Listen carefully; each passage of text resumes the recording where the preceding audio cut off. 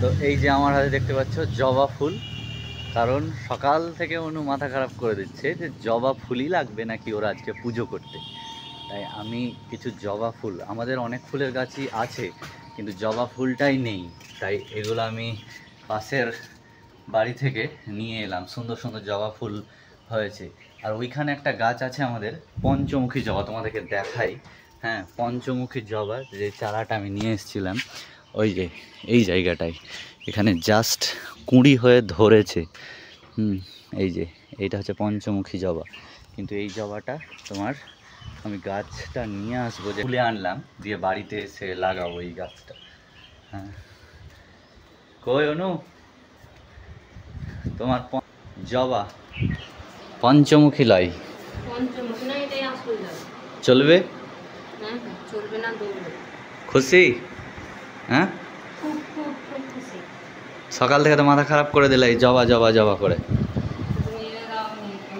তোমাকে বললাম আমি জবা ফুল আনতে, তুমি বাইরের গাছে ফুল এনে।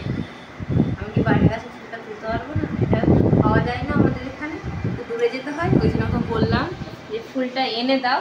ও কী করলো, বাইরে যেগুলো ফুল ছিল আমাদের কাছে সেগুলোকে তুলে দিল। আমাকে এসে বলছি কি, এই দেখো না ফুল। আমি বলছি এগুলো কি তোমাকে ফুল আনতে বলেছি? এই ফুলগুলো তো আমি তুলতে পারবো, তোমাকে বলেছি জবা আনতে। তো বলছি কি তুমি তাহলে বলে দাওনি যে জবাটা বাইরে থেকে নিয়ে আসতে? তাই? হ্যাঁ, তুমি তো বললে। আচ্ছা। আর এইদিকে দেখছো মধুর কৌটোটা আমি এখানে রেখেছি, মধু আর তোমার এটা হচ্ছে মিষ্টির কৌটো। ওই দুটো তোমার ওখানে রাখা ছিল সানসেটে, তো ওখানে ভীষণ পিঁপড়ে ছিল বলে আমি এখানে একটু রোদে দিয়ে দিয়েছিলাম। আর এখন এগুলোকে একটু ঝেড়ে নেব, দিয়ে আবার ওখানেই রেখে দেবো। ওখানে তোমার গ্যামাক্সিন আমি দিতে বললাম। এই দেখো কত পিঁপড়ে, এই দেখো এই দেখো এই দেখো এই দেখো এই দেখো, এই যে বাপরে, দেখছো? পিঁপড়েরই বাড়ি ঘর, আমাদের বাড়ি ঘর না। যদিও তোমরা দেখছো যে ডাবর হানি তো আমাদের এসে পাওয়াই যায়, কিন্তু এটা তোমার দিদা দিয়ে পাঠিয়েছে, কারণ এটা গাছের মধু, একদম অরিজিনাল মধু। তো এটা তোমার অন্য কৌটোতে ছিল, আমি এই কৌটো থেকে তোমার মধুটা খাওয়াতাম, ওই জন্য এই কৌটোতে আমি ঢেলে নিয়েছি। রাখা থাকে, আরও অনেক কিছুই রাখা থাকে, যা কিন্তু তোমার পিঁপড়ে ওঠার জন্য আমাকে ওখানে নিয়ে যেতে হয়েছিল। আর ওকে বলেছিলাম এই দেখো গ্যামাক্সিনটা দিয়েছে, কারণ তোমার পিঁপড়ের জন্য দিল, গ্যামাক্সিনটা দিলে পিঁপড়েটা আসবে না। তো আমি সোনুকে নিয়ে একদম রেডি হয়ে গেছি, আর ঘড়িতে বাজছে 11:30, কারণ এখন সোনুর ঠাকুমা আসছে। হ্যাঁ, তো মা আসছে অলরেডি। আমি নেটে দেখলাম যে ট্রেন আমাদের স্টেশন ছেড়ে বেরিয়ে গেছে, আর মা এখনই টোটোয় করে চলে আসবে। তো চলো আমি আর সোনু এখন বাইরের দিকে যাব, দিয়ে দেখবো যে মা আসার পরে সোনুর কি রিয়াকশান, সোনু কি করে। হ্যাঁ, তো সেই জন্যই এখন বাইরের দিকে যাব। হ্যাঁ, ওয়েট করব মায়ের জন্যে। শোনো, ঠাম্মা আসছে তো, ঠাম্মা আসছে। হ্যাঁ, ঠাম্মা আসছে, তো এখন ওয়েট করি, মা চলে আসবে আর কিছুক্ষণের মধ্যে। দেখো শোনো, ও কে চলে এলো, কে চলে এলো? হ্যাঁ, কে চলে এলো?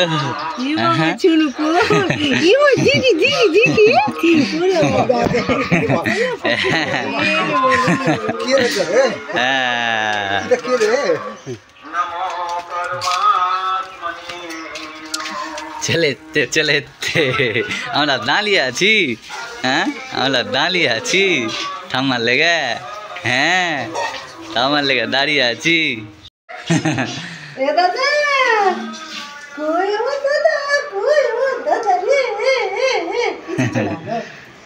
পিছিয়ে চলে গেল।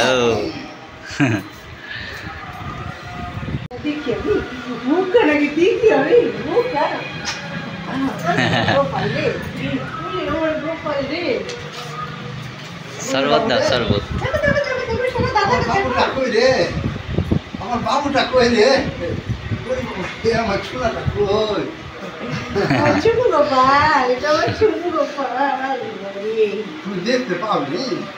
তো বন্ধুরা, এখন বিকেলবেলা আমাকে দেখছো যে আমি রুটি করছি, কারণ প্রতিদিনই রুটি হয় আমাদের, তবে সন্ধেবেলা হয়, কিন্তু আজকে বিকেলবেলা একটু কারণের জন্য বলতে গরম, ভীষণ গরম। ওই জন্য আর কি বিকেলবেলায় মা বললো যে রাত্রে আর তুমি সমস্যা না করে এখনই সমস্যাটা মিটিয়ে নাও, রাত্রেবেলায় রুটি ভাজার থেকে এখনই ভেজে তখন তুমি ফ্যান তলে বসবে। ওই জন্য আমি তোমার রুটিটা বিকেলবেলাতেই ভেজে নিচ্ছি। এই যে দেখো, আর তোমরা এর আগের ব্লগে দেখেছো যে আমরা উনুনে এই কাঠের আঁচেই রুটি বলো রান্না বান্না সবই করি আমরা। তো এটা স্বাদ তোমরা যারা খেয়েছো তারা তো জানোই, আর আমরা প্রায়ই খাচ্ছি। সত্যি এটা স্বাদ অসাধারণ। আর তোমার দেখেছো যে মাটির চাটুতে আমাদের রুটি ভাজা হয়, কারণ সেটা স্বাদ সত্যিই আলাদা হয়। ওই রুটি খেতে ভালো লাগে আর কি। অন্য চাটুর রুটি কিন্তু সেই রকম স্বাদ পায় না, তাই আমাদের ওটাতেই করা হয়।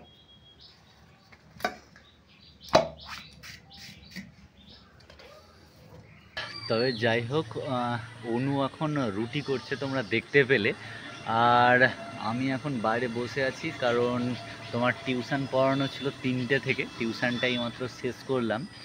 আর তখন দেখছিলাম অনু বিকেলবেলা দিয়ে আজকে রুটি করেছে, আর মা ওদিকে বালিয়া চলে গেছে, কারণ পাশের বাড়ি জেঠিমা এসেছিলো, জেঠিমার সাথে গেল, কিছু বিশেষ প্রয়োজন আছে তার জন্যে। আর এখন আমি just বসে আছি।